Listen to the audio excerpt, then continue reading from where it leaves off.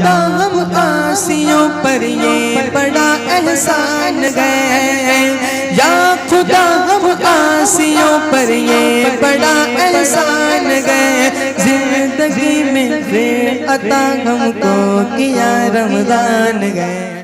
السلام علیکم ورحمۃ اللہ وبرکاتہ۔ الحمدللہ والصلاة والسلام علی رسول اللہ۔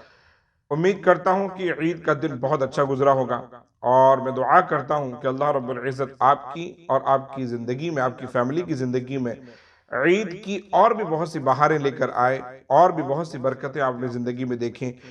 اب ایک بڑا سوال ہے جو میں دیکھ رہا ہوں مساجد میں، رمضان المبارک اور اب کی زندگی میں ایک ڈے اینڈ نائٹ، صبح شام کا فرق ہو گیا ہے۔ جس طریقے سے رمضان کی اپنی ایک بہاریں تھی، رونقیں تھی، مساجد آباد تھیں، ماشاءاللہ تلاوت کلام مجید ہو رہی تھی، ذکر و اذکار ہو رہا تھا، اور لوگ ہمارے ساتھ رات کے ایک بجے تک بیٹھے تھے، اور آخری کی جو 10 راتیں گزری ہیں، ہم نے کئی نوجوانوں کو، ساتھیوں کو دیکھا پوری رات مسجد میں بیٹھے تھے، اور اب یہ حالت ہے کہ مساجد خالی ہیں، نمازیوں کو پکار رہی ہیں، اور نہ وہ قرآن کی صدائیں آ رہی ہیں، بالکل جو ہے نا کمپلیٹلی ٹائم از چینجڈ۔ تو میں نے خیال کیا کہ میں اس بارے میں گفتگو کروں کہ رمضان المبارک کے بعد ہماری زندگی میں کیا تبدیلی آتی ہے، اور کس طریقے سے ہم خود کو موٹیویٹ کر سکتے ہیں واپس اپنے آپ کو جو ہے نا واپس لانے کے لیے، کس طریقے سے ہم خود کو موٹیویٹ کریں کہ ہم دوبارہ مساجد سے جڑ جائیں، دوبارہ اللہ اس کے رسول سے جڑ جائیں، دوبارہ قرآن و حدیث سے جڑ جائیں، دوبارہ ذکر و اذکار سے جڑ جائیں، دوبارہ توبہ استغفار کی طرف آ جائیں، کس طریقے سے ہم اپنے آپ کو موٹیویٹ کریں۔ تو سب سے پہلے میں آپ کو بتا دوں کہ یقیناً it was very easy in the month of Ramadan because شیطان was completely locked up۔ رمضان المبارک میں ہمیں ایک ایکسٹرا انرجی، پازیٹیو وائبز ملتی ہیں، پازیٹیوٹی ملتی ہے۔ کیونکہ شیطان لاکڈ ہوتا ہے، پابند سلاسل ہوتا ہے، تو ہمیں جو ہے نا ڈسٹریکٹ کرنے والا کوئی نہیں ہوتا۔ رمضان جیسے ہی ختم ہوا تو اب ڈسٹریکشن آ گئی ہے، شیطان باہر آ چکا ہے، جو کہ ہمارا سب سے بڑا دشمن ہے۔ ان الشیطان للانسان عدو مبین، سورہ یوسف۔ اللہ رب العزت نے کیا فرمایا کہ بے شک شیطان تمہارا سب سے بڑا کھلا ہوا دشمن ہے۔ تو یقیناً جو دشمن ہے وہ اپنا کام دکھائے گا، اور دکھا رہا ہے۔ یہی وجہ ہے کہ جب سے رمضان المبارک ختم ہوا ہے، ہم کیا دیکھ رہے ہیں کہ ہماری جو پرائیورٹیز ہے وہ چینج ہو گئی ہے۔ پہلے ہماری پرائیورٹی رمضان تھی، رمضان المبارک کی نمازیں تھی، اب نمازوں کی بجائے ہماری پرائیورٹیز باہری دنیا کے لہو و لعب ہیں، موویز اور ٹی وی وغیرہ دیکھنا ہے۔ پہلے ہم جو نا قرآن پڑھنے اور سننے سے شغف رکھ رہے تھے، اب ہم میوزک سننے اور جو نا گانے سے ہم شغف رکھ رہے ہیں۔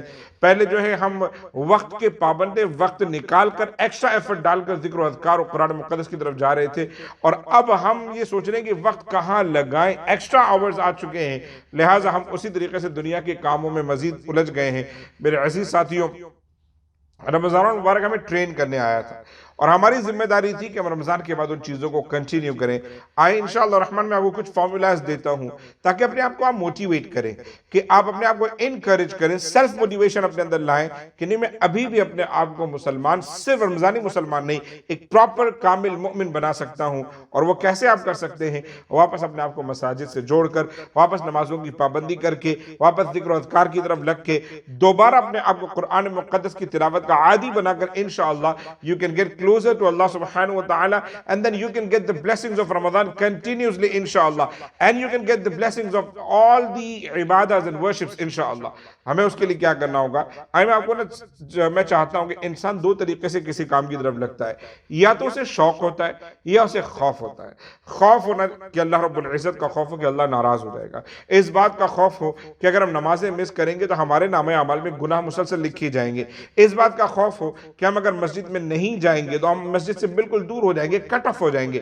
لہٰذا یہ اپنے اندر خوف پیدا کریں، اور نہیں تو میں آپ کو موٹیویٹ کرنے کے لیے کچھ شوقیہ باتیں، کچھ انکریجنگ باتیں میں آپ کے سامنے کرنا چاہتا ہوں تاکہ آپ اپنے آپ کو موٹیویٹ کریں، اور آپ نمازوں اور مسجدوں کی طرف واپس آئیں، دوبارہ اپنی زندگی میں وہ رونقیں بحال کریں جو رمضان المبارک میں تھی۔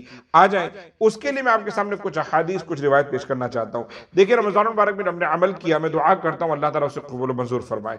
سب سے پہلے تو اس بات کا خوف آپ کو ہونا چاہیے کہ اللہ کے پیارے حبیب آقا دو جہاں صلی اللہ علیہ وسلم نے ہمیں رمضان المبارک کی کتنی برکتوں کا ذکر کیا، اور اس کے بعد اگر ہم استقامت پر قائم رہتے، استقامت یعنی کہ کنٹینیوسلی فرملی ہم نیکیاں کرتے رہتے، تو یہ اس بات کا ثبوت ہوتا کہ ہماری نیکیاں قبول ہوئی ہیں۔ کسی بھی نیکی کے بعد میں اس نیکی کو کمپلیٹلی چھوڑ دینا اور آپ آگے بڑھتے ہیں تو اس میں یہ ڈاؤٹ ہوتا ہے کہ آپ کی پرانی نیکی قبول نہیں ہوئی ہے۔ رمضان المبارک کی مثال کی وجہ میں حج کی مثال دیتا ہوں۔ آپ حج کے لیے گئے، عمرے پہ گئے، آپ نے خوب نیکیاں کی، حج اور عمرے پہ جانے سے پہلے لوگوں سے معافی تلافی کی، اور واپس آنے کے بعد میں اگر آپ کی زندگی تبدیل ہوئی ہے، آپ کا حج اور عمرہ قبول ہے۔ اور اگر آپ کی زندگی میں کوئی چینجز نہیں ہے، آپ آئے ہیں، دوبارہ نمازیں مس کر رہے ہیں، سودی کاروبار کر رہے ہیں، حلال اور حرام میں مکس اپ کر رہے ہیں، تو آپ کا حج ضائع ہو گیا۔ اس نے آپ کی زندگی میں کوئی افیکشن نہیں لایا، کسی طریقے کی جو نا آپ کی زندگی میں کوئی تبدیلی نہیں آئی ہے۔ لہٰذا کیا کریں، ہم اپنی رمضان المبارک کی عبادتوں کو بچانا چاہتے ہیں تو ابھی زیادہ دیر نہیں ہوئی، 1 یا 2 دن گزرے ہیں، کنٹینیو کریں، واپس آ جائیں، اپنی قضا نمازوں کو ختم کریں، مکمل کر لیں، اور اب اس کے بعد کنٹینیو نمازوں کی پابندی کریں۔ میں آپ کو موٹیویٹ کرنا چاہتا ہوں، اس کے لیے میں سب سے پہلے میں آپ کو بتا دوں کچھ اتنی چھوٹی چھوٹی نیکیاں جو ہم ایکچولی اگنور کر دیتے ہیں، اللہ تعالیٰ نے اس پر بہت بڑا اجر عطا فرمایا، بہت ہی بڑا اجر عطا فرمایا۔ سب سے پہلے وضو کو لے لیں۔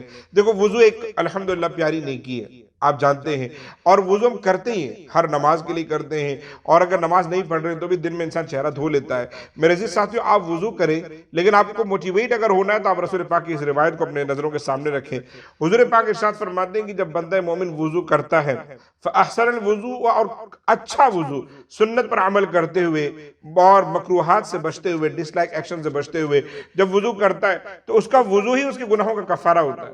حضور فرماتے ہیں جب بندہ اپنا ہاتھ دھوتا ہے تو جب ہاتھ دھوتا ہے نا، جب دائیں ہاتھ دھوتا ہے تو دائیں ہاتھ کے تمام گناہ اللہ مٹا دیتا ہے، جب بائیں ہاتھ دھوتا ہے تو اس ہاتھ کے گناہ مٹا دیتا ہے۔ جب بندہ کلی کرتا ہے تو جب when he gargles his mouth, اللہ سبحانہ وتعالی erases the sins of his mouth۔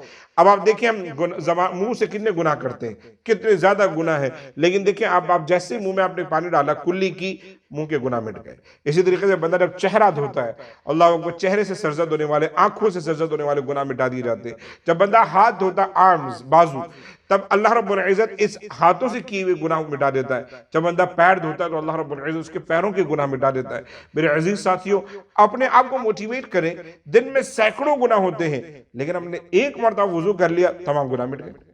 ہم نے 2 مرتبہ وضو کیا تو پھر آپ اور باقی بچے کچھ گناہ مٹ گئے۔ میں یہ کیسے اللہ تعالیٰ رب العزت سے دور ہو سکتا ہوں جو اتنا کریم ہے؟ یہی حال نمازوں کا ہے۔ رسول پاک صلی اللہ علیہ وسلم کی روایت ہے، رسول پاک صلی اللہ علیہ وسلم کی روایت حضور فرماتے ہیں جب بندہ ایک نماز ادا کرتا ہے اور دوسری نماز ادا کرنے کی نیت کرتا ہے، پھر وہ ادا کر لیتا ہے، تو ان 2 نمازوں کے بیچ میں اللہ رب العزت کے اس بندے نے جتنے بھی گناہ کیے ہوتے ہیں اللہ اسے مٹا دیتا ہے۔ اور اگر ہم نمازوں کی پابندی نہیں کرتے تو ہمارے گناہ کیسے مٹیں گے؟ لہٰذا کیا ضرورت ہے؟ اپنے آپ کو موٹیویٹ کریں۔ نماز کے بعد میں دوسری نماز آپ اچھے طریقے سے نماز ادا کریں، دوسری نماز کی اچھی طریقے سے نیت کریں، انشاءاللہ ظہر پڑھ لیے، عصر بھی پڑھیں گے، عصر پڑھ لیے، مغرب بھی پڑھیں گے، مغرب پڑھ لی، عشاء بھی پڑھیں گے۔ جب یہ نیت ہوتی ہے نا، تب اللہ رب العزت انسان کو گناہوں سے پاک و صاف کر دیتا ہے۔ رسول پاک صلی اللہ علیہ وسلم کی ایک روایت ہے جو اور مزید اس کی ایلیبریشن کرتی ہے۔ رسول پاک صلی اللہ علیہ وسلم ارشاد فرماتے ہیں، بہت ہی پیاری روایت ہے، حضور ارشاد فرماتے ہیں کہ اگر انسان مسلسل گناہ کرتا رہے لیکن فجر کی نماز ادا کر لے، تب اللہ رب العزت پچھلی رات کے گناہ اس کے معاف کر دیتا ہے، اور پھر اس کے بعد میں جب وہ ظہر ادا کرے گا تو فجر اور ظہر کے بیچ کے گناہ مٹا دیتا ہے۔ جب بندہ عصر ادا کرتا ہے تو ظہر اور عصر کے بیچ کے گناہ مٹا دیتا ہے۔ جب بندہ مغرب ادا کرتا ہے تو عصر اور مغرب کے بیچ کے گناہ مٹا دیتا ہے، اور جب بندہ عشاء ادا کرتا ہے تو اللہ رب العزت اس کے مغرب اور عشاء کے بیچ کے گناہ مٹاتا ہے۔ اور جب وہ سو جائے، اب یہ جب سو جاتا ہے تب اللہ رب العزت اب اس کا کوئی گناہ نہیں لکھتا، کیونکہ اس نے دن بھر کے 24 آورز کے لیے تمام گناہ اس کے مٹا دی جاتے ہیں۔ میرے عزیز ساتھیوں، کتنی زیادہ انکریجمنٹ ہمیں مل رہی رسول پاک کی روایت سے۔ کیا وجہ کہ ہم ڈسکریج ہو گئے ہیں اور مسجدوں سے ہم نے رشتہ ختم کر لیا ہے؟ میرے عزیز ساتھیوں، اپنی عادت واپس بنائیں۔ بالخصوص ابھی لوگوں کے سامنے سب سے بڑا چیلنج کیا ہے؟ فجر کا۔ کہتے ہیں امام صاحب فجر کے لیے اب اٹھا نہیں جاتا۔ رمضان میں ہم نے خوب محنت کی، کچھ لوگ تو اٹھتے ہی نہیں تھے اس لیے کہ پوری رات جاگ رہے تھے، فجر پڑھی پھر سوتے تھے۔ اب اٹھنا ایک ہارڈ ورک ہے۔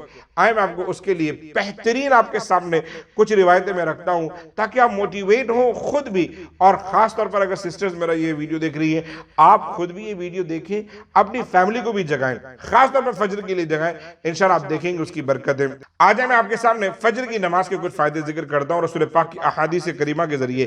سب سے پہلے میں آپ کے سامنے روایت پیش کر رہا ہوں، رسول پاک صلی اللہ علیہ وسلم ارشاد فرماتے ہیں ان لوگوں کے لیے اللہ کا خاص نور ہوتا ہے جو تاریکی میں جاگ کر نماز کے لیے چل کے جاتے ہیں، یعنی کہ نور تام، نور آپ کو ملے گا۔ اور یہ نور کہاں؟ دنیا میں کوئی لائٹ نہیں آئے گی آپ کے لیے، جب آپ قبر میں لیٹیں گے تو تاریکی ہوگی، سب چھوڑ چھاڑ کے بھاگے ہوں گے، قبر کو آپ کی روشن کرنے والی کوئی چیز ہے تو وہ فجر کی نماز ہے، لہٰذا ہمیں فجر ادا کرنی ہے۔